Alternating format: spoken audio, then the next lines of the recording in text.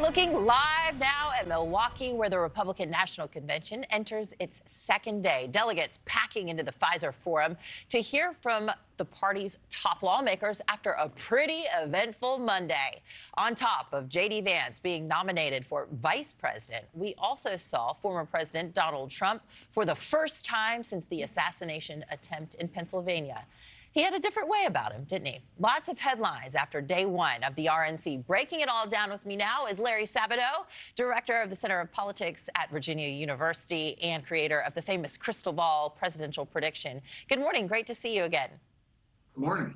So you've said the rhetoric will be really important, a huge focus at the RNC, and Trump even talking about ripping up huge portions of his scripts for more of a unifying message. What are you hoping to hear from top lawmakers through the week and then the president on Thursday, the former president Thursday?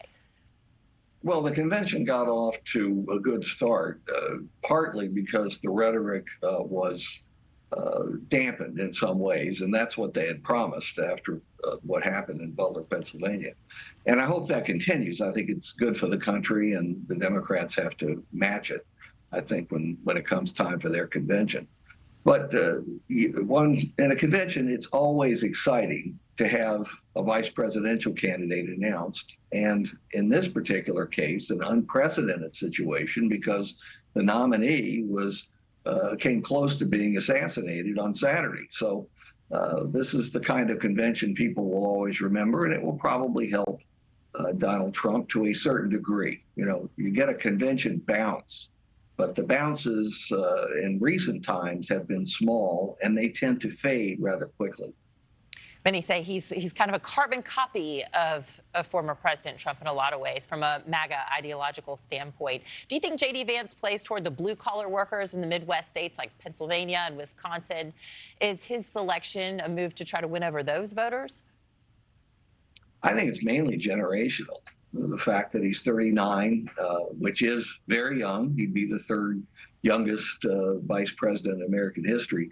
Of course, he's the same age as Richard Nixon was when President Eisenhower, then General Eisenhower, selected Nixon in 1952 to be vice president on his ticket. So it's not unprecedented, but it is generational. And Donald Trump being the age he is, I think it's a reasonable choice.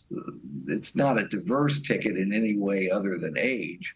I've heard the theories about Vance helping Republicans, not just in Ohio, which is automatically Republican anyway, but in Michigan and Wisconsin and Pennsylvania and Minnesota.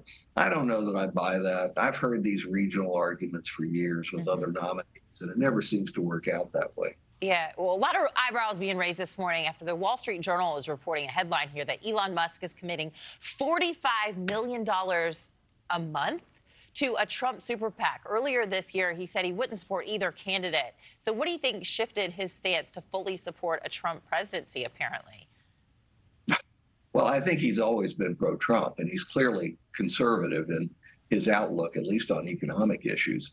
Look, is that significant, that amount of money? Of course it is. And he's not the only one. There are others who are giving as much as $61 million to another PAC, an individual giving $61 million. So what's interesting here is that when the year started, it seemed very likely that Joe Biden, as the incumbent president, would be easily outspending Donald Trump.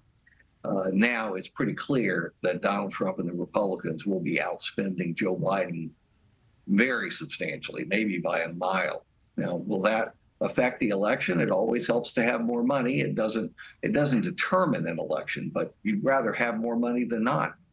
Yeah, it could be game-changing, it sounds like. Larry Sabato, thank you so much. Thanks for watching, everybody. Go to joinnn.com to find NewsNation on your television provider.